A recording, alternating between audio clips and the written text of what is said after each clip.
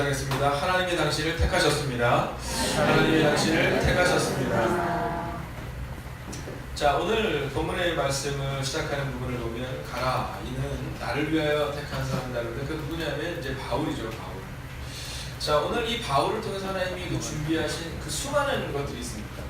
그 수많은 것들 중에 이 바울을 이야기하는 가장 분명한 단어가 뭐냐면 그릇이다라는 거예요. 그릇이다. 택한 나의 그릇이. 그리고 교회에도 여러 가지의 그릇이 있습니다. 자, 여러분은 어떤 그릇인가를 한번 보셔야 합니다. 제가 종종 이야기하지만 저희 예전 사는 집에는요, 그 집의 1층에 이렇게 유리장이 있었어요. 유리장. 거기에는요, 좀 화려한 그릇들이 굉장히 많이 있었습니다. 근데 이 그릇들이 있는데 이 그릇은요, 1년에 딱 한 2번 정도 쓰여집니다. 네, 담임 목사님 뭐 대신방 때라든가, 네, 뭐 아주 중요한 때 외에는 잘 쓰여지지 않아요. 근데 저희 집 부엌에는 한 5개에서 7개의 그릇인데 이 그릇은요, 매일 쓰여져요. 근데 어렸을 때부터 저에게 제가 가장 많이 듣고 자랐던 말씀이 뭐냐면, 너희 밥그릇 같은 인생이 되라 라는 거였어요. 밥그릇 같은 인생이 되라. 화려한 찬장에 있는 그곳에서 1년에 한두 번 나오는 그런 그릇이 아니라 밥그릇 같은 사람이 되라 라는 말씀을 제일 많이 듣고 자랐거든요. 사랑하신 여러분, 오늘 하나님께서 바울을 복음을 위한 그릇으로 세우셨던 것처럼 여러분도 복음을 위한 그릇으로 쓰임받게 되기를 주의 이름으로 축원하겠습니다. 자, 그러면 우리가 같이 한번 볼까요? 3페이지 함께 보도록 하겠습니다. 3페이지. 자, 3페이지를 보면 2018 바이블 컨퍼런스 바울 신학 자료가 있습니다. 혹시 책이 없는 분이 있는데 전사님 뒤에 책을 좀, 네, 간사님이랑 좀 해주세요. 책 없는 거 써주세요. 여기 하나 책을 갖다 주시면 좋을 것 같습니다. 자, 오늘 보면 이제 전체를 이렇게 보면 첫 번째는 바울의 회심 전이 나온다고 하시면 회심 전이. 근데 회심 전을 볼 때 이 출생이 우리가 뒤에서 잠깐 동안 나누겠지만 연도가 약 예수님 탄생 이후에 한 10년 정도로 우리가 예상을 하고 있습니다. 자, 그리고 두 번째는 가말리아의 문화에서 배웠다라는 겁니다. 가말리아의 문화. 자, 근데 출생을 보면 어디냐면 길리기아 다소에서 이제 출생을 했지요. 그리고 나서 이제 예루살렘으로 올라온 겁니다. 그리고 거기서 가말리엘의 다소에서 있었던 이 바울이 예루살렘으로 올라오죠. 자, 그리고 일기 사역으로 넘어가기 전에 아주 중요한 내용이 하나가 있습니다. 자, 그것은 뭐냐 하면 다소로 다시 내려갔다라는 겁니다. 다소로 다시 내려갔다. 자, 다소와 수리아 길리기아 지방 전도 이런 부분이 있는데요. 자, 그리고 나서 중요한 사역이 하나가 나오죠. 그게 뭐냐면 안디옥에서 파송되었다는 겁니다. 안디옥에서 파송되었다. 자, 그리고 2기 사역과 3기 사역, 4기, 5기, 6기 사역을 이렇게 보면 이제 2기부터 시작해서 성경이 갈라디아서가 쓰여지는 장면이 나오고요. 3기에서 데살로니가전서, 데살로니가 후서, 그리고 그 다음에 고린도 전후서, 로마서, 에베소서, 골로새서, 빌레몬서, 빌립보서, 디모데전서, 디도서, 디모데 후서까지 이제 기록되는 내용이 오늘 나오고 있습니다. 자, 이렇게 큰 그림 가운데에서 오늘 우리가 같이 보게 될 내용은 바로 회심부터 시작해서 1기 사역까지 보게 될 것입니다. 자, 5페이지로 한번 넘어가 주시기 바랍니다. 5페이지로 넘어가겠습니다. 자, 5페이지 넘어가면 이제 회심 전입니다. 회심 전. 자, 출생에 대한 부분인데요. 자, 바울이 어디서 출생을 했느냐, 이게 굉장히 중요합니다. 언제 출생했느냐가 중요하죠. 근데 사실은 성경에는요, 바울이 언제 출생했는지가 잘 나와 있지가 않습니다. 예를 들어서 예수님의 출생은 우리가 얘기할 때 어떻게 했냐면 예수님의 탄생으로부터 이제 시대가 바뀌는 거잖아요. 예수님 전은 비포 크라이스트, 그래서 BC라고 씁니다. 그래서 예수님 탄생 전 BC, 비포 크라이스트라면 예수님 탄생 이후를 우리는 AD라고 표현을 합니다. 자, 그런데 그럼 바울은 언제냐? 기록이 잘 나와 있잖아요. 왜냐면 그 당시에는 예수님 시대에도 그때가 몇 년이라고 나오는 게 아니거든요. 예수님의 탄생을 기점으로 해서 예수님 탄생 전과 후로 나누는 것처럼 말합니다. 자, 그러나 고린도후서 11장 32절을 보면 이 왕의 방백이 다메섹에서 바울을 잡으랬다는 기록, 또 사도행전 9장 23절의 이하와 관련되는 내용들이라든가, 또는 사도행전 18장 11절 이하를 보면 바울이 고린도에 18개월 머물렀다는 기사, 이런 기사의 내용들을 성경을 추측하여 우리가 예상할 때 바울은 아마도 AD 한 10년경쯤에 태어나지 않았을까를 알게 되는 겁니다. 자, 그리고 또한 이제 중요한 것이 나오죠. 그것은 뭐냐면 출생에서 중요한 것은 바울이 나는 유대인이라 소비 아닌 길리기아 다소시의 시민이다라는 다소 사람이었다는 것이 중요합니다. 자, 왜 성경에 보면 이 바울의 출생의 연도에 대해서 정확히 기록하고 있지 않아도 그의 태어난 장소에 대해서 기록하고 있는지는 매우 중요한데, 첫 번째 이 다소라는 지역이 첫 번째로는 헬라의 문화권이었다라는 겁니다. 헬라의 문화권이요. 자, 여러분 여기서 주목하셔야 될 사항이 하나가 있습니다. 왜 헬라의 문화권이 중요한지. 자, 지금으로 치면 어떤 내용이냐면 바로 이런 내용입니다. 제가 미국을 데리고 아이들을 갔을 때 일인데, 그때 이제 거기 계신 분께서 저한테 설교를 부탁하시더라고요. 설교를 부탁하시면서 저희 목사님 여기서 설교해 주십시오. 그래서 네, 설교를 몇 분 정도 하면 되거든요. 15분 정도 하면 된다고요. 그래서 15분, 네, 짧지는 않지만 네, 뭐 어떤 식으로 준비해야 될 건데 아주 중요한 얘기를 전하겠어요. 예, 목사님 2세대들이에요. 이 얘기는 뭐냐면 영어로 설교를 해달라는 거죠. 자, 그때 제가 미국을 처음 갔을 때입니다. 자, 그때 영어로 막 설교할 때 그때의 기억이 아직도 막 생생히 나요. 막 그 사람 영어로 막 하는데 그 전날 잠을 못 잤습니다. 잠. 네, 문장을 다시 보고 다시 정리하고, 네, 그리고 나서도 잘 전했는지 못 전했는지. 여러분, 헬라의 문화권이라는 게 왜 중요하냐면 그 이전에는 예루살렘 안에서 우리가 아는 언어를 가지고 전하는 겁니다. 근데 지금 이 바울이 가서 복음을 전해야 되는 문화권은 어떤 문화권이냐면, 쉽게 얘기하면 우리를 처음에 영어권에 가서 복음을 전해야 되는 겁니다. 하나님께서 왜 바울을 선택하셨을까? 이유는 단순하고 명료합니다. 오늘 바울에게 다름을 가르쳐 주시면서 헬라어 문화권에 있는 이방인들에게 복음을 전하게 하기 위하여 오늘 바울을 선택하셨다는 겁니다. 여러분, 종종 우리 가운데 그런 부분하는 분이 있어요. 다름에 대해서 이렇게 이해하기가 좀 어렵다라는 분이 있는데, 오늘 성경은 우리에게 다름을 좀 이해할 수 있어야 된다고 말합니다. 여러분, 오늘 이 출생의 문화권, 왜 하나님께서 다소라는 지역 헬라 문화권에서 이 바울을 선택하셨을까? 여러분, 이것을 우리가 분명히 알고 넘어갈 때 이 바울의 이방인 선교가 이해가 조금 더 분명히 다가올 수 있습니다.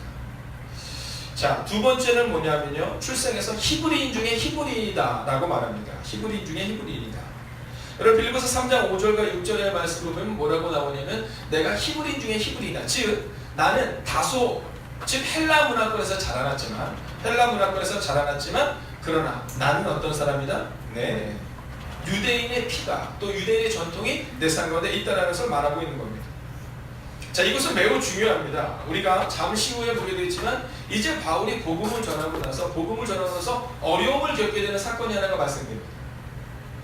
자, 그것이 무엇이냐면 이방인들에게 복음을 전하고 그들에게 다른 건 괜찮아요. 예수님을 받아들이는 것도 그들이 감당할 수 있습니다. 근데 뭐가 어려웠을까요? 네, 할례의 문화가 어려운 겁니다. 여러분, 이스라엘에서는 난 지 8일 만에 할례를 행합니다. 근데 이방인들은요, 나이가 30이 되고 40이 되고 50이 돼서 이제 예수님을 영접하게 되는 겁니다. 근데 30이 되고 40이 되고 50이 된 그 사람들에게 왜 할례를 행하지 않느냐의 문제가 발생이 되는 거죠. 여러분, 상상해 보십시오. 태어난 아이들을 할례를 행한다는 것은 가능하지만 여러분, 나이가 들어서 교회를 와야 하는데 너무나도 큰 장벽이 가로막고 있는 겁니다. 근데 사람들이 이 바울을 향해서 야, 너는 헬라 문화권에 자라나서 그래? 라고 말할 수 있지만 그때 바울이 이렇게 말하는 겁니다. 나는 히브리인 중에 히브리인이다. 나는 난지 8일 만에 할례를 받았고 나는 이미 그리스도 예수께서 나를 태초부터 택정하셔서 나에게는 헬라 문화권만이 아니라 지금 히브리인 중에 히브리인 너희들과 똑같다라는 말을 했다는 거죠. 세 번째는 로마 시민권을 소유하고 있었다는 겁니다. 사도행전 22장 28절의 말씀에 보면 이 바울이 복음을 전하는 데 있어서 아주 강력한 무기를 하나님이 하나 준비하시키셨는데 그게 뭐냐면 로마 시민권이에요. 로마 시민권에 대해서는 우리가 다시 이 말씀을 나누는 때가 있겠지만 여러분, 이 로마 시민권을 가지고 있다는 것은 지금 미국의 시민권을 가지고 있는 것과 비슷해요. 제가 얼마 전에 용서하고 들으시기를 미국을 보면서 야, 저거는 진짜 우리가 본받아야겠다라고 생각한 것이 있습니다. 그것이 뭐냐면 이 미국 군인들에게는요 한 가지 마음이 있답니다. 그것은 뭐냐면 우리의 본토를 지키겠다, 미국을 지키겠다 이 마음도 있지만 만약 우리나라 백성들 가운데, 우리나라 민족들 가운데 누군가 어려움을 겪게 되면 그것이 지구 끝까지라도, 땅 끝이라도 그들을 찾으러 간다는 것이 그 미국 군인들의 모토예요. 그래서 여러분이 아는 것처럼 종종 이제 미군들이 이렇게 피난이 되거나 또는 미군들이 포로로 잡히는 경우가 있으면요, 그러면 그것이 10시간이든 20시간이든 즉시로 미국의 군인들이 가는 거죠. 자, 그 당시 로마가 그랬습니다. 로마 시민권을 가졌다는 것은 함부로 대할 수 없다는 거였어요. 바울이 복음을 전하다가 어려움을 겪게 되는 순간이 종종 발생되는데 그때 그에게 있어서 로마 시민권을 자랑하는 것이 아니라 로마 시민권으로 다시 한번 복음을 전하게 되는 일들을 경험하게 됩니다. 그래서 오늘 이 바울의 출생에 있어서 이 세 가지는 굉장히 중요하다라는 겁니다. 자, 두 번째 가말리엘의 문화입니다. 여러분, 사실은 이 바울이 태어난 것은 다소였습니다. 근데 이 다소에서 태어나서 어렸을 때 약 한 10여 년 이상은 그가 헬라 문화권에서 지냈을 것이라고 우리가 예상을 해요. 그리고 나서 우리로 치면 아마 초등학교 고학년쯤 되었을 때 그가 예루살렘에 있는 가말리엘의 문화로 들어옵니다. 그리고 그곳에서 정말로 복음의 진수가 돼야 할, 복음의 기초가 되어야 할 이제 하나님의 창조부터 시작해서 그에게는 성경을 분명히 깨닫게 되는 일들이 발생되게 됩니다. 근데 그에게 있어서 그 가말리엘의 문화에서 다른 것을 다 배웠지만 하나를 배우지 못하죠. 그게 뭐냐면 예수님에 대한 내용입니다. 자, 오늘 이 가말리엘의 문화에서 이 바울은 예수 그리스도에 대한 내용 외에는, 물론 메시아에 대해서는 배웠겠지만 예수 그리스도에 대한 내용 외에는 모든 것을 다 성경에 정통한 사람이 되었다는 겁니다. 여러분, 신약 성경을 보면 우리가 아는 것처럼 이 신약 성경 가운데 절반을 누가 썼냐면 바울이 썼어요. 근데 신약 성경을 자세히 읽어보면 그 신약 성경의 내용 가운데 구약과 계속해서 반복적으로 구약과 연결되어 사람들에게 복음을 전합니다. 유대인들에게 복음을 전할 때는 특별히 구약에 대한 내용을 기초로 해서 복음을 전하고요, 이방인들에게 있어서 복음을 전할 때는 예수 그리스도를 중심으로 복음을 전합니다. 여러분, 그럴 수 있었던 이유가 바로 이 가말리엘의 문화에서 성경을 배웠기 때문이다라는 겁니다. 그리고 이 가말리엘의 문화에 있을 때 그가 한 가지 사건을 경험하게 되죠. 그게 뭐냐면 스데반의 순교입니다. 여러분, 그가 가말리엘의 문화에 있을 때 스데반을 돌로 치는 자들의 옷을 지키는 행동은 바른 행동이었습니다. 왜냐하면 예수가 아닌 사람을 예수라고 말하는, 즉 메시아가 아닌 사람을 메시아라고 말하는 그 스데반을 돌로 치는 것이 당연했다는 것이죠. 누구의 문화에 있을 때는? 가말리엘의 문화에 있을 때는. 여러분, 그런데 그의 삶이 전적으로 바뀌는 일이 발생이 됩니다. 그 바뀌는 것은 그리스도 예수를 다메섹에서 만났을 때였습니다. 여러분, 오늘 우리가 이 성경 공부를 하고 또 신약을 연구해 나가는 이 과정들을 통해서 저는 우리의 머리가 더 커지지 않기를 원합니다. 여러분, 이것을 준비해 나가는 과정 가운데 성경 지식으로 우리가 더 나아가는 것이 아니라 그리스도 예수를 인격적으로 만나는 은혜가 우리 가운데 임해야 한다는 겁니다. 여러분, 한번 옆에 있는 분에게 이 새벽을 깨우며 한번 이렇게 인사할까요? 예수님을 만나셔야 합니다. 여러분, 성경에서 시작하여 또는 말씀에서 시작하여 인격적인 예수님, 교회의 좋은 장로님, 좋은 거사님, 좋은 집사님에게서 시작하여 바로 예수 그리스도를 인격적으로 만나는 사건이 우리에게 발생해야 한다는 거죠. 자, 그러면 그 다음에 이제 어떤 일이 일어나느냐라는 겁니다. 자, 그가 스데반의 사건을 통해서 이제 마음을 결정해요. 어떤 결정이냐면 내가 예수 그리스도를 전하는 자들을 잡아 죽이겠다라는 마음을 가지고 땅 끝까지 가겠다라는 마음을 가지고 가다가 다메섹에서 예수를 인격적으로 만나는 장면이 나옵니다. 자, 그리고 나서 이 바울이 이제 새롭게 사역을 시작하고 싶어 하죠. 근데 그것이 쉽지는 않습니다. 자, 그러나 하나님의 은혜 가운데 그가 이제 일기 사역을 시작하는데 그 일기 사역의 시작이 되면 다소와 수리아입니다. 정확히 얘기하면 길리기아 지방 전도를 하는데 길리기아 다소에서 수리아와 길리기아와 예루살렘으로 가는 사건입니다. 자, 이 사건 가운데 이제 우리가 보아야 되는 것은 뭐냐면 첫 번째 바울의 회심입니다. 자, 오늘 성경을 다 가지고 오셨을 텐데요, 사도행전 9장 4절부터 5절을 한번 찾으면서 해보시면 좋을 것 같습니다. 네, 성경을 찾으면서 하시는 것이 제일 좋습니다. 안 띄워도 됩니다. 네. 사도행전 9장 4절부터 5절입니다. 함께 읽을까요? 시작. 땅에 엎드러져 들음에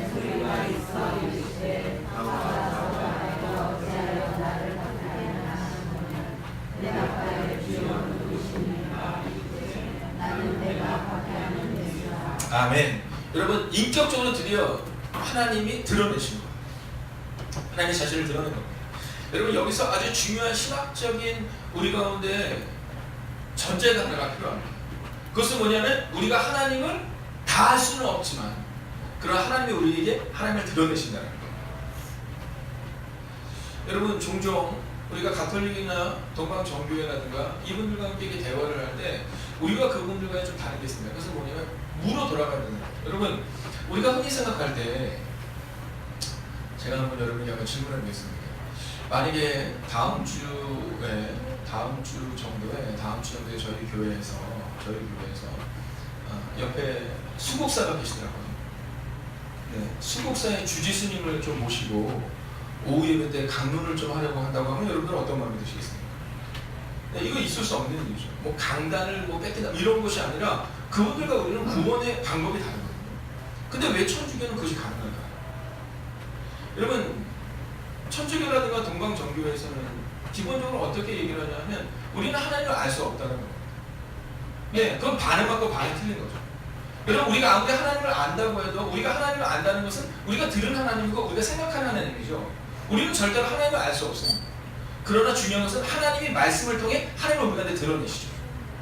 자, 근데 이 천주교라든가 가톨릭이라든가 동방정교라든가 이런 우리와 같지만 약간 다른 팀에서는 어떻게 생각을 하냐면 우리가 하나님을 알 수 없다는 거예요. 근데 거기서 더 나가다 보면 아무것도 안 하는 겁니다. 왜냐면 어차피 하나님을 모르니까. 우리 힘으로는 구원을 얻을 수 없는 거니까. 어차피 은혜로 받는 거니까. 여러분 우리가 잠시 후에 갈라디아서에서 보겠지만 갈라디아서를 뭐라고 하냐면 자유의 대헌장이라고 얘기합니다. 근데 갈라디아서를 통해서 우리가 알 수 있는 것은 왜 갈라디아서가 쓰여졌고 왜 문제가 발생이 되냐면 하나님은 율법이 아니라 믿음으로 구원을 얻는다 이렇게 하게 되니까 행동을 하지 않는 거예요. 아니 어차피 믿음으로 구원을 얻는데 율법은 필요가 없는데 왜 행동을 해야 되는 거죠? 그러니까 방종하는 겁니다. 마찬가지로 우리가 어차피 하나님을 알 수 없기에 우리는 아무것도 안 해도 된다는 거예요. 간상기도를 할 때 너무 나가는 경우는 어떻게까지 나가시냐면 그냥 무로 돌아간다고 해요. 무로 돌아간다고. 근데 불교의 특징이 뭡니까? 네, 어차피 공수 대 공수거잖아요. 네, 우리가 죽으면 다시 태어나는. 여러분 천주교에서 이야기할 때 천주교 우리가 약간 다른 점이 어떤 점이냐면 우리는 그리스도 예수 외에는 방법이 없다고 얘기하는 것이고 그분들의 특징 중에 하나는 뭐냐면 그리스도 예수로 구원을 얻는 것은 맞지만 다른 길이 있을 수 있다는 겁니다. 다른 길이 있을 수 있다. 그래서 강단의 교류가 가능한 거예요. 우리는 다른 길이 없다는 거죠. 오직 그리스도 예수 외에는 다른 길이 없다라고 얘기하는 거고 그분들은 다른 길이 있다는 겁니다. 그래서 불교랑도 이야기가 되고 도교랑도 이야기가 되고 유교랑도 이야기가 될 수 있다는 거죠. 자, 이 부분은 조금 어려운 이야기지만 우리가 전제를 가지고 계속해서 한번 보도록 하겠습니다. 자, 그리고 사도행전 9장 15절을 함께 읽어볼까요? 함께 읽습니다. 사도행전 9장 15절 시작. 임금들과 이스라엘 자손들에게 전하기 위하여 택한 나의 그릇이다. 아멘. 자, 뭐라고 말합니까? 택한 그릇이다 라고 말하면서 이제 아나니아를 보내는 거예요. 야, 네가 가야 된다 이렇게 말하는 겁니다. 네가 가야 한다. 자, 이 일로 인하여서 이제 바울이 눈에서 비늘이 벗겨지면서 그러면서 그가 그리스도 예수를 인격적으로 영접하게 됩니다. 자, 영접하고 난 다음에 자, 그 다음 이제 바울이 어떻게 하고 싶었냐면 복음을 전하는 거예요. 가슴이 뜨겁잖아요. 여러분 우리도 그렇지 않습니까? 우리도 어느 날 갑자기 막 가슴이 뜨거워지는 때가 있잖아요. 그 복음을 전하지 않고는 견딜 수 없는 마음을 가지게 되었다는 겁니다. 자, 근데 그 일로 인하여서 이제 바울이 어떻게 돼요? 네, 탈출하게 됩니다. 탈출. 우리로 치면 바구니 같은 데다가 숨겨서 탈출을 하게 돼요. 그리고는 그가 어디로 가게 되냐면 갈라디아서 1장 21절부터 24 안 찾아도 됩니다. 나중에 다시 봅니다. 자, 보게 되면 자, 사도행전 15장 23절 같이 한번 읽어볼까요? 함께 읽습니다. 15장 23절입니다. 함께 읽습니다. 시작. 그 편에 편지를 붙여 이르되 사도와 장로된 형제들은 안디옥과 수리아와 길리기아에 있는 이방인 형제들에게 문안하노라. 아멘. 자, 이제 이 본문의 말씀을 이렇게 통해서 쭉 보면서 바울이 이제 그곳까지 그리고 이제 갈라디아에서 복음을 전하기 위해 준비하는 모습을 보게 됩니다. 자, 회심 후에 이 바울은 어디로 가냐면 아라비아로 광야로 가게 되고 그리고 그의 사역이 떠돌면서 사역이 시작되는데 그게 바로 이 길게와 다소에서 사역을 시작하게 된 겁니다. 자, 그리고 매우 중요한 사건이 하나가 발생이 됩니다. 그것은 뭐냐면 사도행전 11장 20절을 같이 한번 읽어볼까요? 사도행전 11장 20절입니다. 함께 읽습니다. 시작. 그 중에 구브로와 구레네 몇 사람이 안디옥에 이르러 헬라인에게도 말하여 주 예수를 전파하니. 아멘. 자, 보십시오. 바울이 이제 다메섹에서 하나님을 만나요. 예수님을 인격적으로 만납니다. 자, 그리고 나서 그가 아라비아로 가죠. 그리고 나서 낙향한다고 표현하는데 어디로 돌아가냐면 고향인 다소로 돌아가요. 자, 고향인 다소로 돌아가서 10년이 훨씬 넘는 시간을 거기서 보내요. 네, 아라비아 광야에서 또 다소에서 여러분 그가 무명의 시간을 보내는 것처럼 시간을 보내요. 혹시 오늘 여러분들 가운데 여러분의 인생이 지금 허무하게 지나가는 것처럼 생각되는 분들이 있을 수 있어요. 사랑하신 여러분, 그러나 오늘 제가 믿음으로 선포합니다. 여러분, 하나님은 단 한 시간도 허무하게 우리의 시간을 지나가게 하시는 분이 아니심을 믿으시기 바랍니다. 여러분, 하나님은요, 이 바울이 아라비아에서 또 다소에서 아무런 것도 안 하는 것처럼 보여지지만 하나님이 그를 준비시키셨다는 거예요. 어저께 저희 집안에 옆에 있는 목사님을 만나서 이렇게 얘기했는데 그 교회가 좀 전통이 오래된 교회입니다. 전통이 오래된 교회인데 약 한 40년에서 한 50년 정도 된 교회라고 말씀하시더라고요. 근데 그 교회에서 제일 어려운 단어가 뭐냐면 옛날이라는 단어입니다. 옛날. 네, 그럼 다 끝난대요. 근데 그분이 어떤 표현을 저한테 쓰시냐면 우리 교회는 예수님이 오셔도 옛날 때문에 안 돼요. 이렇게 얘기하시더라고요. 그래서 제가 그것이 무슨 말인가 들었더니 전통이 한 40에서 50년 정도 된 교회인데 10년 된 교인이 있으세요. 그러니까 새 신자가 거의 없다는 거예요. 10년 된 교인인데 10년 된 교인 중에 집사님에게 손을 들고 얘기를 했는데 한 분이 그러시더라고요.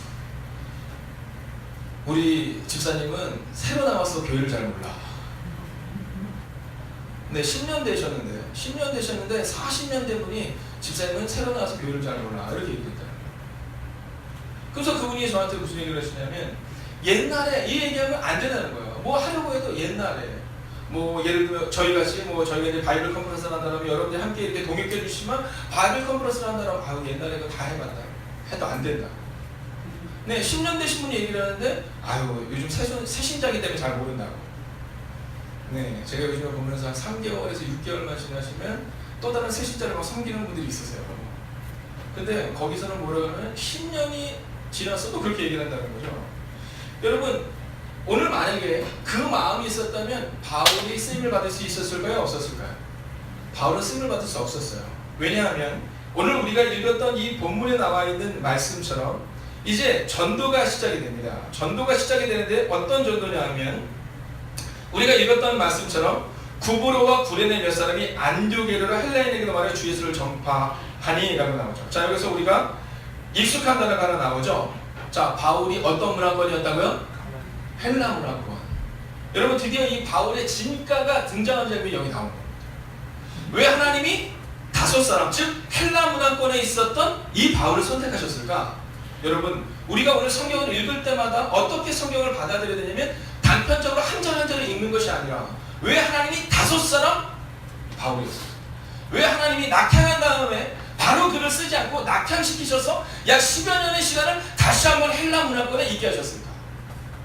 여러분, 그것은 하나님 그를 준비하기 위함이었다. 우리가 신앙생활을 할 때 보면 종종 방황하는 시기가 있을 수 있습니다. 그 시기가 1년일 수도 있고 2년일 수도 있고 5년일 수도 있어요. 여러분, 그러나 그 방황의 시기는 어쩌면 하나님이 우리를 준비시키는 시간이라는 거예요. 하나님이 다메섹에서 예수 그리스도를 만나고 바로 복음을 전하고 싶어 했지만 약 10여 년이 넘는 시간 동안 그를 헬라 문화권으로 몰아내버리세요. 그리고 드디어 오늘 본문의 말씀에 보면 구브로와 구레네 몇 사람이 헬라인에게도 말하는 그 장면인데 거기가 어디냐면 안디옥이에요. 안디옥. 자, 어저께 우리 보셨죠? 바울 선교에서 가장 중요한 적이 어디라고요? 안디옥입니다. 안디옥이 나옵니다. 여러분 성경은 이런 겁니다. 성경은 어느 한순간 갑자기 하나님의 사람이 태어나는 것이 아니라 미리 AD 10년부터 시작해서 다소에서 바울을 준비시키시고 그리고 가말리엘의 문화에서 여러분 하나님에 대해서 분명히 알게 하고 그리고 다메섹에서 예수님을 인격적으로 만나게 하고 그리고 다시 한번 헬라 문화권에서 그가 준비된 것들을 다시 한번 정리하는 시간을 갖게 하시고 그리고 그를 이제 역사의 중앙으로 불러내는 장면이 바로 이 장면이다라는 겁니다. 21절의 말씀을 보면 이렇게 기록하죠. 함께 읽어볼까요? 시작. 주의 손이 그들과 함께 하심에 수많은 사람들이 믿고 주께 돌아오더라. 아멘. 자, 아주 중요한 것이 있죠. 그게 뭐냐면 수많은 사람들이 주께 돌아왔다는 겁니다. 수많은 사람들이 주께는 돌아오는데 그들의 삶 가운데 아직 분명한 변화가 나타나지 않는 거예요. 그래서 22절을 보면 이렇게 기록합니다. 함께 읽을까요? 시작.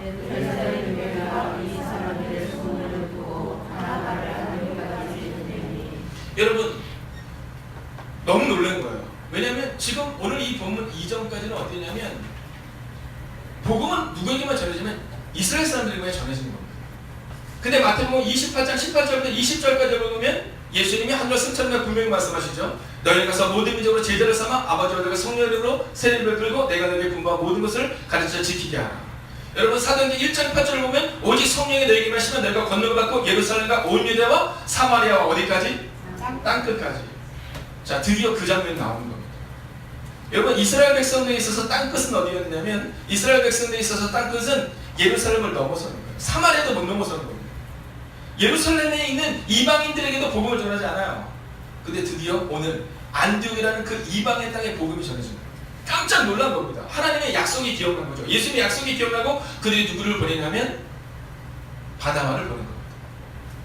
여러분 여기서 우리가 중요하게 생각해야 될 것이 하나가 있어요. 그것은 뭐냐면 흔히 생각할 때 이런 얘기를 종종 하는 경우가 있어요. 여러분 우리가 얘기할 때 바나바와 바울이라고 해요? 바울과 바나바라고 해요? 바울과 바나바라고 하죠. 여러분 그러나 성경을 자세히 보면 처음에는 바나바와 바울입니다. 바나바가 먼저 나오고 바울이 나와요. 근데 어느 순간부터 바울과 바나바로 바뀌어요. 여러분 제가 꿈꾸는 게 있습니다. 그게 뭐냐면 이제 어느 순간이 되면 여러분들이 저를 떠나는 때가 곧 와요. 네. 이제 어느 순간 제가 나이가 들고 그러면 우리 청년들이 아 목사님 설교는 너무 고루해요. 이런 때가 와요.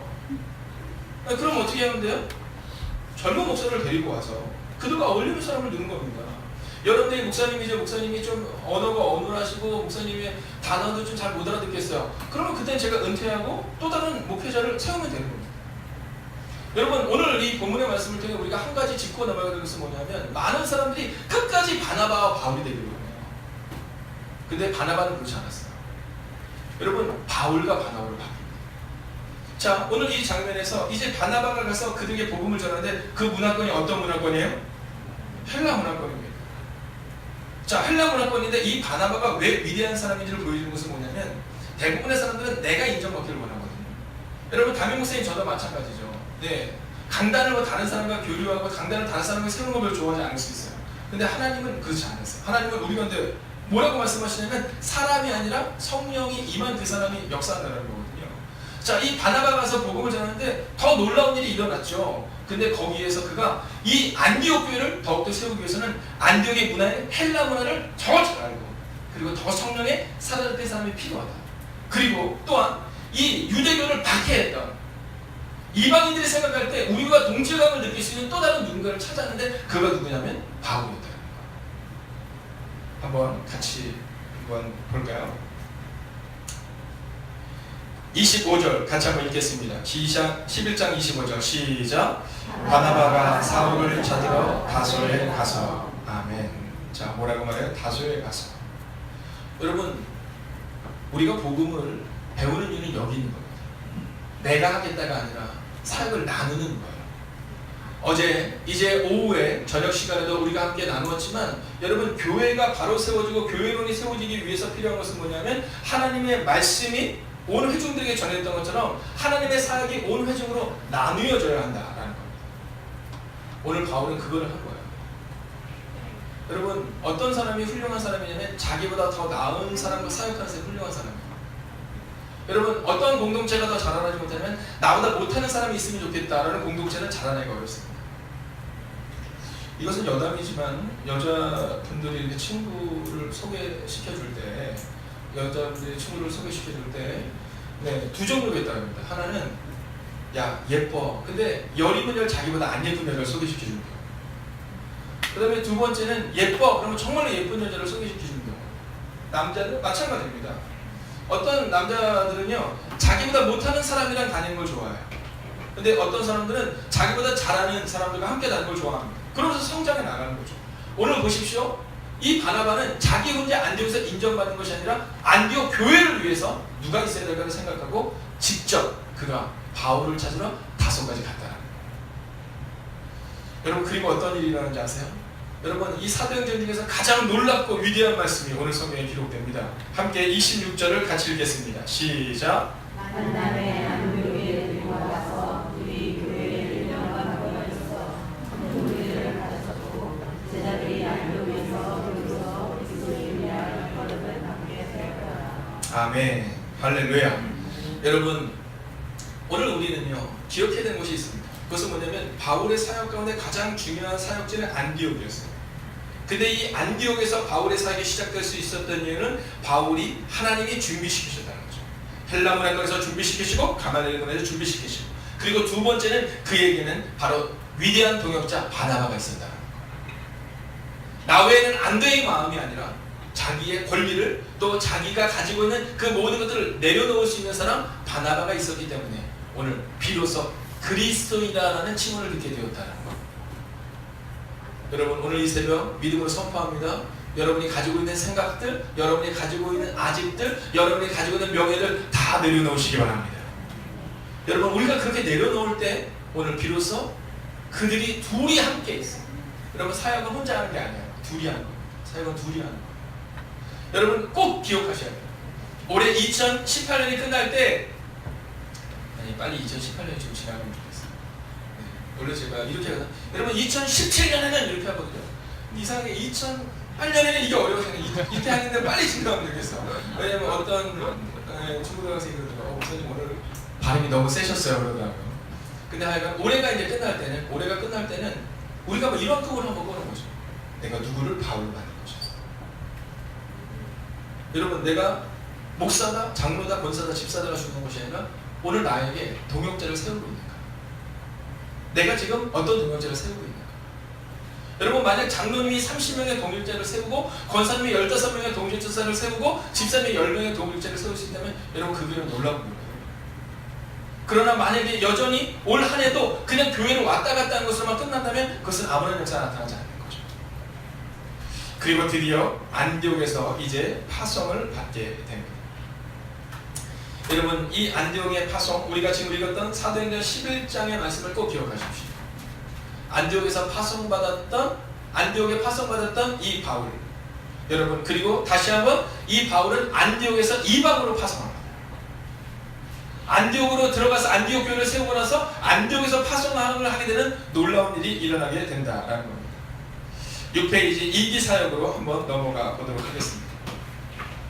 자, 2기 사역으로 넘어가면 이제 안디옥에서 구브로와 버가까지, 버가에서 더베까지, 더베에서 안디옥까지 복음을 전하려면 나와요.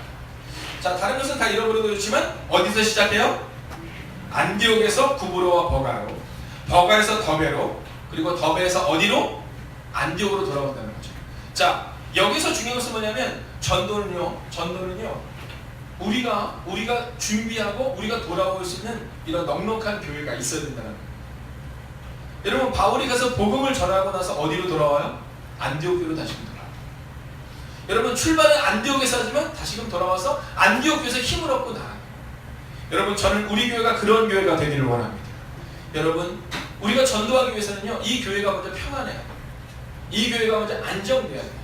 힘들고 어렵고 두려울 때마다 돌아와서, 예를 들면 앞에 계신 이정수 권사님에게, 김기영 권사님에게, 여성교회분들이 저 너무나도 힘들었는데 이제 이 교회에 와서 이런 얘기가 있어야 되고요. 앞에 계신 이수연 장로님이나 우리 이가훈 권사님에게 남자분들이 다시금 교회로 돌아와서 나의 어려움을 토로할 수 있고 또 나의 즐거움을 함께 나눌 수 있는 공동체가 필요하다라는 거죠.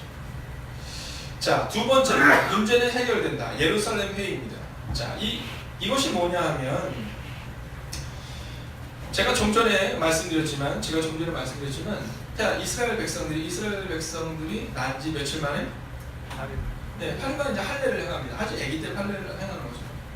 근데 이방의 백성들에게 점점 복음이 전해지는데 뭐 20대, 40대, 50대, 60대 나이가 든 사람이든 안 든 사람든 안디옥에서뿐만 아니라 많은 사람들이 돌아오게 되는 거예요. 근데 그때 예루살렘 교회에 있었다. 제가 오늘 이 장면을 언젠가 한번 청년들이랑 이렇게 제자 훈련을 하면서 얘기하는데 그 청년 중에 한 명이 그러더라고요. 선생님 꼰대네요, 꼰대 이렇게 얘기하더라고요. 네. 그래서 제가 요즘 생각해요. 나도 꼰대가 아닌가. 네. 왜냐하면 종종 제가 이렇게 말이 길어지잖아요. 말이 길어지면 저희 집에 있는 아이들이 저한테 조용히 조언해줘요. 아버지, 그렇게 말이 많으면 사회에서는 뭐라고 얘기하는지 아세요? 이렇게 얘기합니다. 그럼 제가 알았어, 줄일게 이렇게 얘기하거든요. 보십시오. 지금 예루살렘에 있는 사람들의 마음이 굳어진 거예요. 그렇죠. 예수님은 뭐라고 말씀하셨나요? 너희는 가서 모든 민족으로 제자를 삼아 아버지로 성령의 이름으로 세를 베풀고 땅끝까지 가라고 말씀합니다. 근데 그들은요, 할례를 받았느냐 안 받았느냐로 지금 논쟁을 하고 있다는 거예요. 근데 그때 바울이 예루살렘으로 가서 자기가 누군지를 분명히 증거. 내가 히브리 중에 히브리인이라는 얘기. 그리고 내가 다소에서 태어난 얘기를 가말리엘의 문화에서 누구보다도 여러분의 성경을 잘한다는 이야기. 그리고 다메섹에서 예수님을 인격적으로 만났다는 얘기. 그리고 그렇게 나가서 복음을 전했더니 예수 그리스도의 이름으로 돌아오는 수많은 사람들이 이야기를 해요. 근데 거기 누가 있었을까요? 베드로가 있었어요. 여러분, 성령의 사람 베드로가 있었어요. 거기 있었던 많은 사람들이 반대했어요. 할례를 받지 않으면 안 된다고 반대하는데 그곳에 누가 있었어요? 베드로가 있었어요. 성령의 사람, 복음의 사람, 말씀의 사람 베드로. 여러분, 저는 여러분들이 우리 교회를 지키는 베드로와 같은 사람들이 되시기를 주의 이름으로 축원하겠습니다. 여러분, 다른 사람이 아니라 베드로가 있었기 때문에 그 문제가 해결되었어요. 그리고 그때부터 예루살렘 공유에서 결정합니다. 믿음으로 구원을 얻을 수 있다. 행위가 아니라 믿음으로 구원을 얻을 수 있다. 그러니 이제 앞으로는 할례를 행하지 않더라도 상관이 없다. 왜냐하면 구원은 뭐로 받는다고요? 믿음으로. 근데 여기서 중요한 것이 있습니다. 아주 중요한 것을 짚고 넘어가려고 합니다. 여러분, 오늘은 우리가 갈라디아서까지 같이 보게 될 텐데요. 오늘은 이 바울에 대한 전체적인 내용을 하기 때문에 약간 좀 지루한 감도 있으셨겠지만 여러분, 내일부터는 아마 더 즐겁고 행복한 말씀이 우리 가운데 드러나게 될 거예요. 자, 오늘 여기서 중요한 것이 있습니다. 여러분, 구원은 무엇을 받느냐라는 겁니다. 구원은 무엇을 받느냐. 우리는 로마서의 말씀을 통해 우리가 구원은 믿음으로 받는다는 말했지만 그 믿음의 기본과 믿음의 기초가 뭐예요? 은혜입니다. 여러분, 이것을 잃어버리면 안 됩니다. 성경이 말하고 있는 믿음은 구원에 이르게는 유일한 길이다라는 것은 그 믿음이 어떤 믿음이냐면 하나님의 은혜로 구원을 받는 믿음인 거예요. 근데 우리 가운데는 그 믿음도 행위로 만들어버립니다. 믿음으로 구원을 얻는다라고 말하지만 그러나 그 내면에는 그 믿음이 어떤 믿음이냐? 네, 행위가 있는 믿음이라고 생각합니다. 근데 성경은 뭐라고 말해요? 오직 은혜다라는 거예요. 오직 은혜. 솔라 그라치. 여러분, 오직 은혜. 이 은혜만이 우리의 삶을 바꿀 수 있다는 거죠. 여러분, 그런데 오늘 이 바울이 예루살렘 그 공유회를 통해서 결정해요. 네, 이제 앞으로는 할례가 중요한 것이 아니라 믿음으로 구원을 얻는다는 사실, 은혜로 구원을 얻는다는 사실을 기억해라 라고 말합니다. 자, 그런데 그때부터 이제 문제가 발생이 된 겁니다. 자, 그 밑에 보면 갈라디아서 그리스도인의 자유에 관한 대헌장이라고 써 있는데요. 한번 거기다 밑줄을 한번 그어 주십시오. 그리스도인의 자유에 관한 대헌장. 자, 여러분, 갈라디아서를 우리가 뭐라고 하냐면 프로스 갈라타스라고 말합니다. 이게 뭐냐면 갈라디아인들에게 이렇게 말해요. 그러니까 갈라디아서를 뭐 어렵게 생각할 게 아니라 예를 들어 이런 거죠. 제가 이강원 목사님 편지를 쓰면 뭐 사랑하는 이강원 목사님에게 이렇게 보낸 것처럼 친애하는 갈라디아인들에게 이렇게 보낸 겁니다. 이게 갈라디아서예요. 그러니까 이 갈라디아서는 어떻게 보면 되냐면 바울이 갈라디아 교인들에게 마음을 다하고 중심을 다하여 전했던 성경이 바로 이 갈라디아 성경이라는 겁니다. 근데 개요를 보면 첫 번째로는요, 사도직에 대한 변론과 신앙 고백을 합니다. 사도직에 대한 변론과 신앙 고백. 자, 이건 뭐냐면 사도권에 대한 변호입니다. 자, 이제 갈라디아서로 우리가 넘어가야 될 필요가 있습니다. 갈라디아서로 우리가 같이 넘어가 보겠습니다.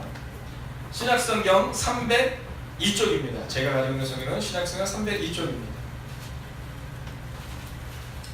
자, 갈라디아서 1장 1절을 같이 한번 읽어볼까? 읽습니다. 시작.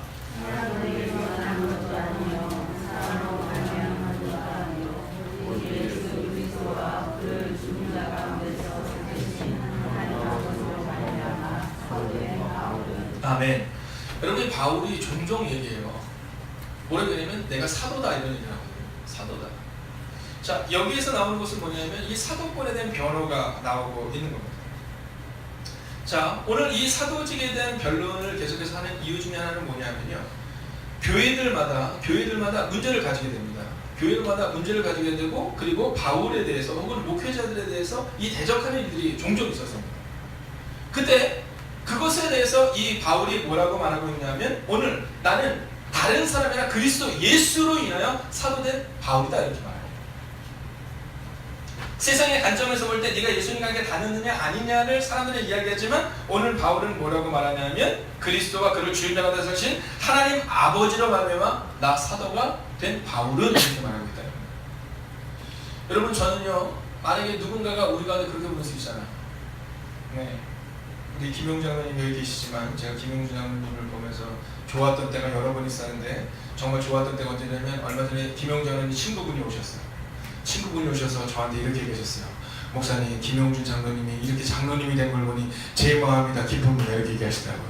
그러면서 우리 김용준 장로 친구가 옛날에 어땠는지 생각하면 너무 감격입니다 이런 얘기를 했어요. 근데 갑자기 제 마음이 너무 흡족한 거예요. 왜냐면 예전에 고등학교 때 제 친구들이 저한테 그러거든요. 이야, 네가 목사가 되다니. 여러분, 우리 된 것은요 그냥 은혜인 거잖아요. 여러분, 과거에 제가 부모님께 막 잘 못하고 고등학교 때 중학교 때 문제 일으키고 이런 거 생각하면 여러분 밑도 끝도 없는 거잖아요. 우리 교황 선생님도 아시잖아요. 선생님은 과거를 지나가시면서 다 얘기했기 때문에. 그죠? 네. 그러나 그 과거와 상관없이 오늘 바울이 뭐라고 하냐면 하나님 아버지로 말미암아 사도된 바울을 이렇게 보고, 여러분, 저는 여러분의 과거가 중요한 것이 아니라 오늘 하나님 아버지로 말미암아 사도되는 은혜, 즉 그리스도인으로 제자로 살아가는 은혜가 임하기를 주의 이름으로 축원하겠습니다. 두 번째는 예수 그리스도의 계시입니다. A를 보면 예수 그리스도의 계시. 여러분, 이 갈라디아서를 통해서 뭐라고 하냐면 하나님께서 그의 아들 예수 그리스도를 나에게 직접 보여주셨다 이렇게 표현해요. 직접 보여주셨다. 이게 바로 한 사람 목회 철학인 겁니다. 여러분, 사람들은 예수님에 대해서 인류를 구원하기 위해 오셨다는 걸 말합니다. 그것은 정답입니다. 그러나 반만 맞는 정답입니다.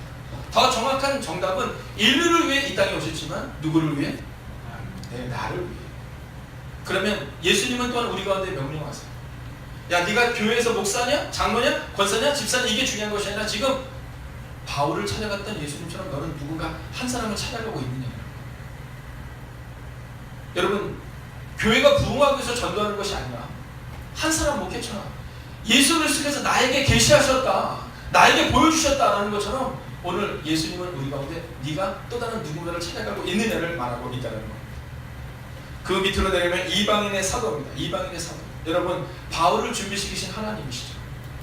여러분, 예루살렘의 사도가 베드로와 12제자였다면 그러면 이방인의 사도는 누구였어요? 바울이었어요. 그리고 이 바울이 있었기 때문에 지금 우리가 있는 거예요. 여러분, 저는 우리 행복의각교회에 속한 성도님들이 이제 교회의 목사요, 장로요, 권사로 끝나는 것이 아니라, 집사로 끝나는 것이 아니라 이제 세상의 집사로 나아가기를 주의 이름으로 부탁드리겠습니다. 여러분, 세상의 집사입니다. 세상의 권사가 되고 세상의 장로가 돼요. 여러분, 교회 안에서만 머물러 있는 사람이 아니라 오늘 바울이 이방인의 사도로 나아갔던 것처럼 우리가 그렇게 나아갈 수 있어야 된다는 거죠. 7페이지로 넘어가 보도록 하겠습니다. 7페이지로 넘어갑니다. 자, 이제 중요한 두 번째 포인트가 나옵니다. 그것은 뭐냐면 율법의 행위냐 믿음이냐라는 겁니다. 여기다가 한번 적어보시겠어요? 초등교사라는 단어가 나옵니다. 예전 개혁 한글을 보신 분들은 기억하시겠지만 거기는 뭐라고 나와요? 몽학선생 이렇게 나온다. 몽학선생. 자, 이 몽학선생 이게 뭐냐면 이제 이스라엘 백성들이 처음으로 이제 복음을 가르칠 때 우리 지금 가정교사식으로 가르치는 사람, 그 사람을 바로 몽학선생이라고 부르는 거예요. 근데 예수님이 오시기 전까지는 여러분 그렇잖아요. 이건 뭐랑 똑같냐면 율법으로 돌아간다는 것은 뭐랑 똑같냐면 훈련소로 다시 돌아가는 거랑 똑같아요. 군대 갔다 온 분들이 꿈을 꿔요. 종종. 어떤 꿈을 꾸냐 하면 군대 제대하고 나서 한 10번을 꾼답니다. 평균적으로. 네, 꿈 속에 자기가 어디 있어요? 군대에 다시 있는 꿈을 꿔요. 그리고 소스라치게 놀라면서 깬다라는 얘기를 하고 있어요. 여러분, 바울이 뭐냐면 이 얘기를 하고 있는 거예요. 야, 너희는 그리스도 예수로 인하여 이제 분명한 메시지를 얻게 되는데 너희는 율법으로 다시금 돌아가서 예전의 몽학선생, 초등교사에게로 돌아가려고 하느냐, 어렸을 때로 돌아가려고 하느냐, 이 얘기를 하고 있는 겁니다. 그러면서 이제 아바라는 표현을 써요. 아바. 여러분, 예수님께서 고백하실 때 아바 아버지 이런 표현 쓰잖아요. 기도하실 때 아바 아버지. 여러분, 이 바울이 그 아바라는 표현을 씁니다. 이 아바라는 표현이 뭐냐면 우리 지금 아빠랑 똑같은 거예요. 제가 언젠가 얘기했지만 자녀들이 사고 치잖아요. 그럼 갑자기 뭐라 그래요? 네, 갑자기 아버지 그래요. 아버지. 그건 무서운 겁니다. 뭔가 문제가 있는 거예요. 근데 친구할 때는 뭐라 그래요? 아빠 이렇게 해요. 아빠 이렇게.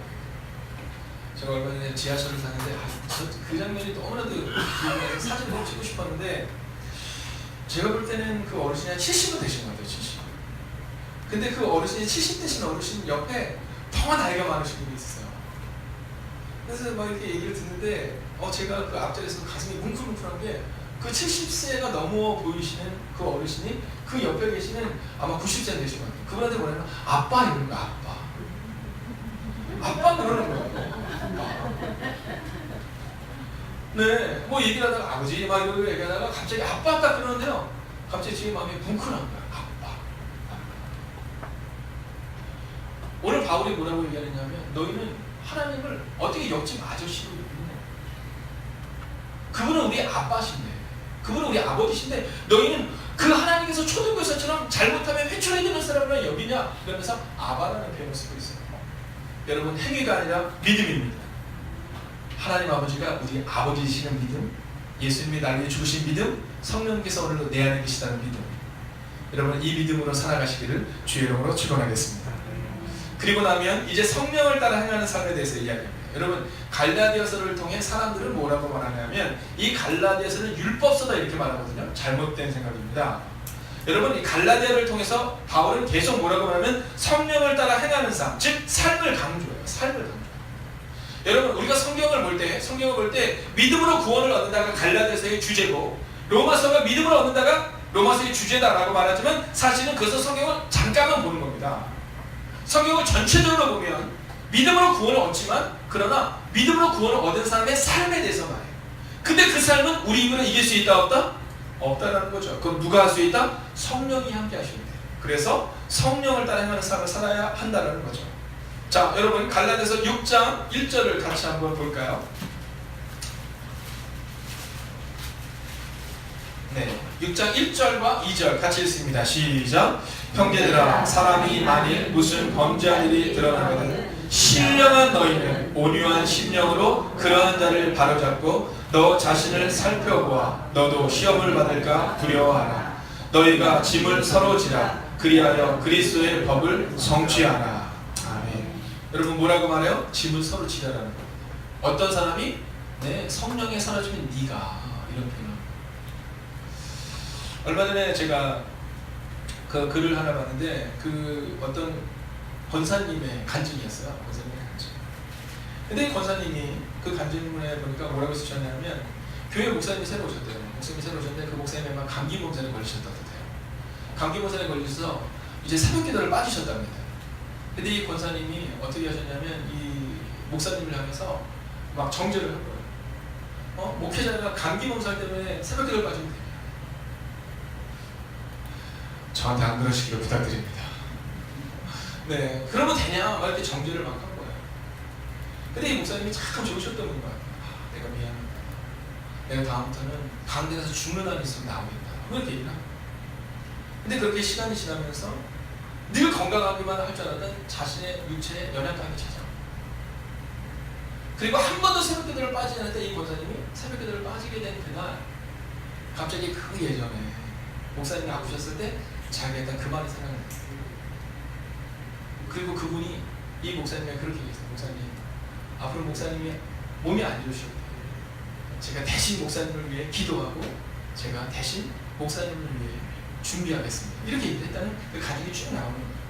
근데 그때 그 목사님이 그렇게 얘기하셨대요. 목사님, 저의 짐을 죄송합니다. 권사님, 저의 짐을 대신 져 주셔서 감사합니다. 이렇게 얘기했대요. 여러분, 신앙이 좋아진다는 것은 뭘까? 여러분 목사가 되면 초창기에 저도 그랬습니다.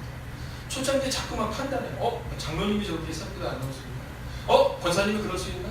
근데 여러분 제가 약해지고 제가 몸이 아파보고 제가 넘어져 보니까 새벽 기도를 쌓아주는 장로님이 계셔서 감사하고 여러분 권사님들이 계셔서 감사하고 집사님이 계셔서 감사하고 그리고 시간 지나서 보니까 제가 이렇게 그래도 조금씩 서갈 수 있었던 것은 누군가 저의 짐을 대신 져주기 때문임을 알게 돼요. 사랑하시는 여러분, 갈라디아서는 결코 정죄하는 성경이 아닙니다. 믿음이냐 행위냐의 이야기가 아니라 오늘 성경이 이렇게처럼 짐을 서로 지달라고 말하는 거죠. 자, 갈라디아서 6장 한 번 더 읽어야 될 필요가 있습니다. 6장 17절 함께 읽을까요? 시작. 이후로는 누구든지 나를 괴롭게 하지 말라. 내가 내 몸에 예수의 흔적을 지니고 있노라. 아멘. 여러분 성령을 따라 행하는 삶 두 가지를 강조합니다. 하나는 짐은 서로 지라 성도에 대한 얘기고 두 번째는 오직 예수만 잘한다. 예수만 잘한다. 예수는 없다는 거죠. 내가 아니라 예수 그리스도. 자, 그리고 나서 네 번째 보면 다시 한번 사도직에 대한 변론과 신앙을 고백합니다. 이유는요, 첫 번째는 사도권을 지키기 위해서였고 두 번째는 대적자들에게 복음을 전하기 위해서였습니다. 세 번째는 그리스도인의 자유는 방종이 아니다라는 거죠. 방종이 아니다. 자, 사도권과 대적자들에게 복음을 전하고 그리스도인의 자유는 방종이 아니다라는 것을 이야기하면서 이제 밑에 두 번째로 들으면 참복음과 거짓복음이 나옵니다. 이제 그 부분을 함께 나누려고 합니다. 자, 갈라디아에 있는 사람들에게 편지를 보낼 때 이제 그들 가운데 문제가 하나 생깁니다. 그게 뭐냐면 거짓된 복음을 가지고 온 사람들이 자꾸 많이 생겨났다라는 거예요. 여러분, 예수님은 참 온유한 분이셨죠. 그런데 성전에서 물건을 파는 자들 앞에서는 상을 뒤엎습니다. 오늘 바울도 참 온유한 사람이었거든요. 그런데 이 바울이 강력하게 호통치는 장면이 나와요. 그 장면이 어디냐면 바로 거짓 복음을 전하는 자들에게 대해서였습니다. 여러분, 저는 여러분들이 여러분이 생각하는 복음이 아니라 혹은 이단이 전하는 복음이 아니라 오직 성경이 말하고 있는 진리의 복음이 우리의 교회를 이끌어가기를 주의 이름으로 축원하겠습니다. 여러분, 이것이 바로 참복음과 거짓복음에 대한 바울의 호통이었습니다. 사도행전 13장과 14장을 아마 읽어오셨으리라고 생각이 들고요. 그 내용을 보면 조금 더 자세히 나와 있습니다. 세 번째, 그릇된 지도력입니다. 그릇된 지도력. 여러분, 사도행전 14장 26절을 보면 다른 복음에 대한 내용이 나오면서 이제 그릇된 지도력을 행하는 자들이 나옵니다. 근데 이 갈라디아서를 보면서 우리가 참 기억해야 되는 것은 뭐냐면요, 이제 그들의 이름을 일일이 열거하지 않아요. 왜냐하면 너무너무 잘하는 자들이었거든요. 네, 우리로 치면 교회에서 유력한 자들이었거든요. 근데 그들이 다른 복음을 가지고 와서 잘못된 복음을 가지고 와서 교회를 지금 어지럽히고 어렵게 만들고 있는 겁니다. 바울과 바나바를 반대하고요, 그리고 새로운 신앙 공동체를 계속해서 공격합니다. 그들은 그것이 새로운 신앙 공동체를 공격하고 무너뜨리는 것을 모르는 채 서로 간에 반목하고 그리고 말씀으로 논쟁하고 그리고 그들 가운데 사랑이 사라진 공동체, 그 갈라디아인들을 향해서 오늘 이 갈라디아 복음이 쓰여졌다라는 거죠. 그러면서 마지막으로 바울은 은혜와 율법에 대해 정리하며 오늘 이 갈라디아서를 마칩니다. 거기에 한번 써주세요. 성령을 따라 행하는 삶. 성령을 따라 행하는 삶.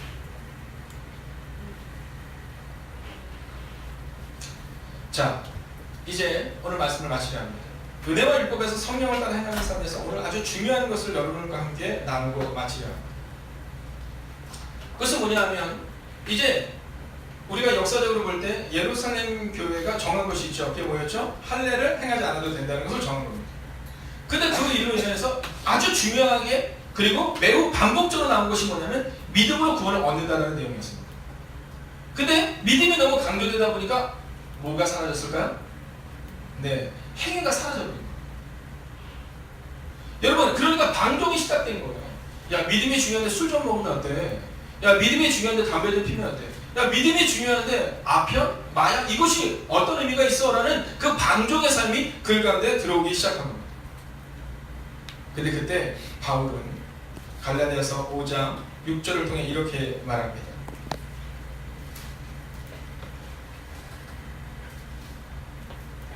함께 읽어볼까요? 있습니다. 시작. 그리스도 예수 안에서는 하나님과 원리가 주님이 없을 때 사람으로서 역사하는 믿음뿐이라. 아멘. 할래나 무할래 괜찮다는 거죠. 그러나 사랑으로서 역사하는 믿음. 여러분, 바울은 행위를 이렇게 결정합니다. 사랑으로서 역사하는 믿음. 즉 예수 그리스도를 사랑한다면 예수 그리스도처럼 사랑할 수밖에 없고, 예수 그리스도를 은혜를 받은 자라면 예수 그리스도의 은혜대로 용서할 수밖에 없다는 사랑으로서 역사하는 믿음이라는 표현으로 오늘 말씀을 마치게 됩니다. 여러분, 은혜와 율법을 착각하지 마십시오. 믿음으로 구원을 얻습니다. 분명한 사실입니다. 그러나 그것은 방종을 말하는 것이 아닙니다. 우리 가운데 정말 믿음이 있다면, 예수 그리스도의 사랑이 있다면, 그럼 우리에게는 사랑으로서 역사하는 믿음, 즉 그 행위가 따라온다는 사실을 기억합니다. 여러분, 행위로 구원을 얻는 것이 아니라 사랑하기 때문에, 예수님의 그 사랑 때문에 사랑할 수밖에 없고, 예수님의 그 용서 때문에 받았던 우리가 용서할 수밖에 없는 그 사랑으로서 역사하는 믿음, 그 믿음이 우리 가운데 임하게 될 것입니다. 여러분, 함께 기도할 텐데요. 우리가 한번 이 찬양 드리고 함께 기도하겠습니다. 예수 늘 함께 하시네 함께 찬양하고 나아갈 텐데요. 2절 하루를 살아도 함께 찬양하겠습니다.